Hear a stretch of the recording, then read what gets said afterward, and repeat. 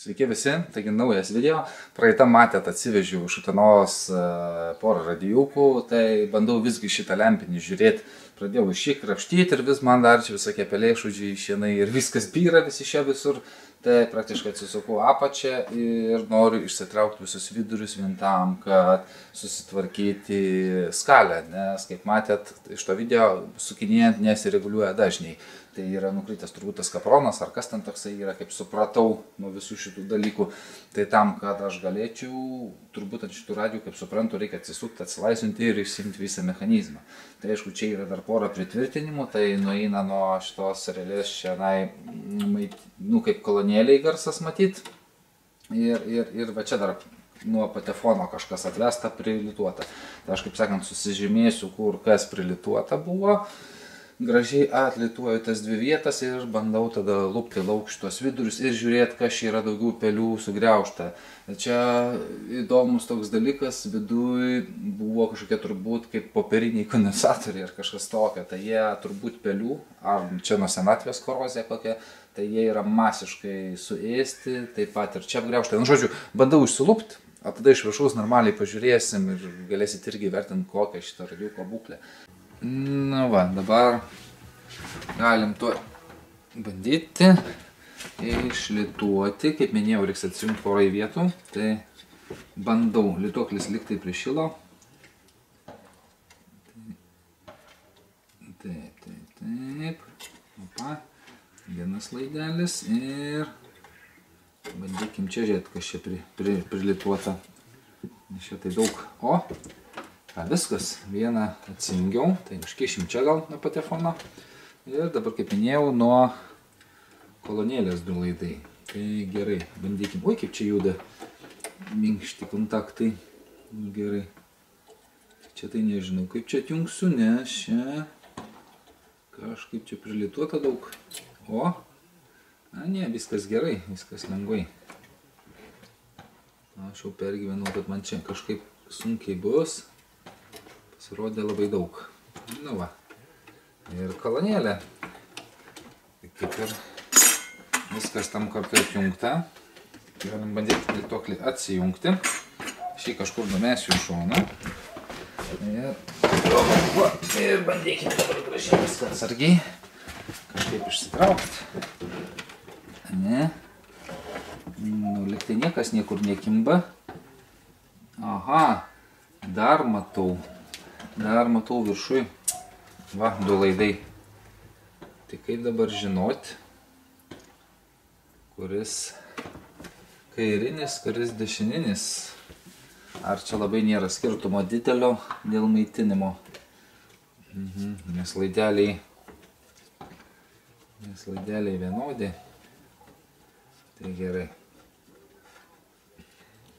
Darykim taip, gal aš vieną laidą gerai nusivalysiu. Tada žinosiu, kad kairinis šitas laidelis. Ir reikia dar tada greit atlituoti ir čia. Tai va. Pasirodo, ir čia dar prilituota kažkoks maitinimas. Tai gerai, švaresnis arčiau į mane. Nu, bandykim.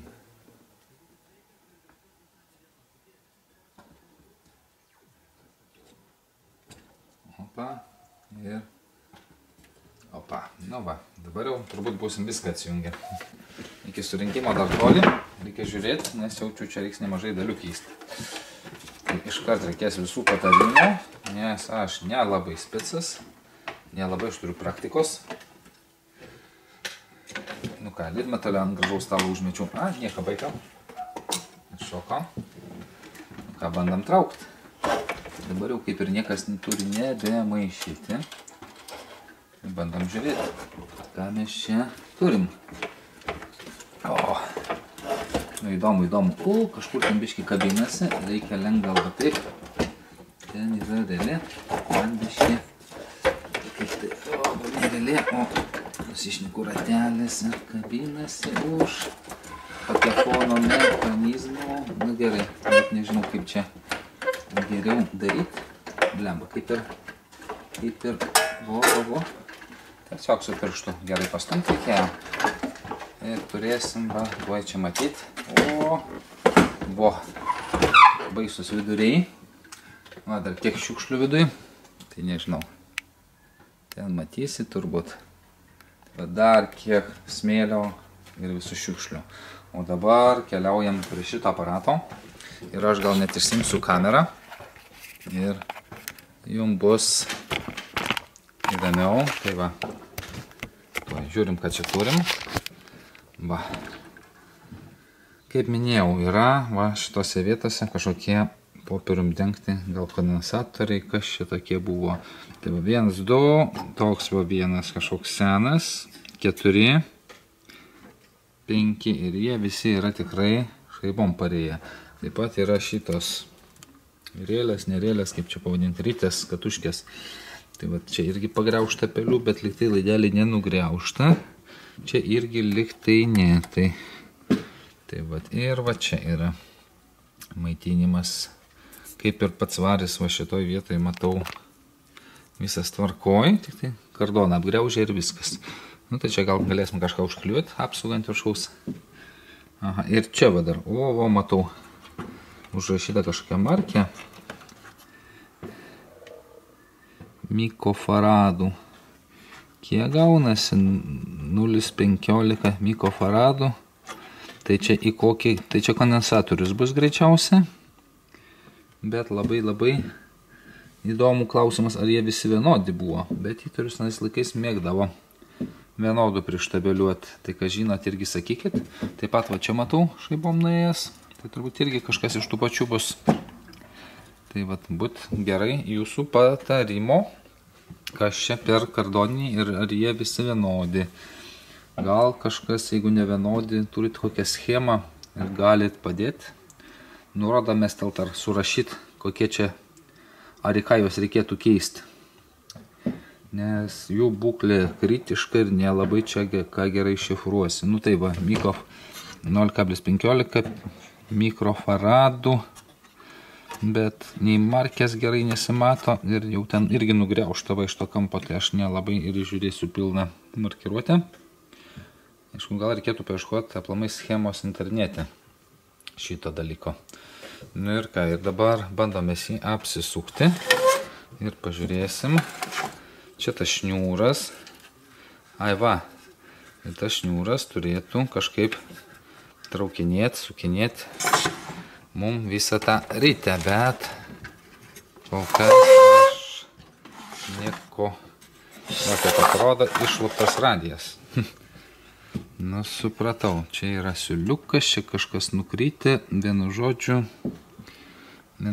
čia yra linksma, ai va, ant šito kardo, aha, vaikšto padala ir čia iš vis nieko stebuklingo nėra, rytelė, per kurią persideda ir čia va, viena kita. Tai čia turbūt sutaisimas nebus sudėtingas, man atrodo, tai tikiuosi, kad čia lengvai ir greit sustvarkysiu šitą dalyką. Tai va, tai laukiu iš jūsų žinių, vienu žodžiu. Kokios ten, kokie kondensai. Ką dar verta gal pasižiūrėti. Tada, nu va, vienu žodžiu, teko nusimti priekinį stiklą. Tai iš dalies irgi nėra blogai, aš jį išsiplausiu, sustarkysiu, nes, kaip matot, nuo daug senatvės, daug visokio aplipimo, apskritimo. Apskrėjate viskas. Tuo pačiu čia visur vadulkės su šipetėliu biškį nujudinau. Ir kitas dalykas, nu, kitaip neišeis pravaryti tą žymeklį visą, nes reikia sukti per ratukus, bet va šitoj pusėje turim tą tokią svirtelę, kur kai sukinėjai diapazonas tas reguliuojas, bet kažkaip man čia įdomiai, tas kapronas viskas neturėtų būti ant jo čia kažkokio ratelio irgi, nes nu kažkaip tiesiog kapronas, kad per jį eitų kažkaip, ar jisai skalę tampis, man tai va tame įdomu kažkaip, ar čia kažkoks nulūžęs ir nukrytęs plasmasiukas.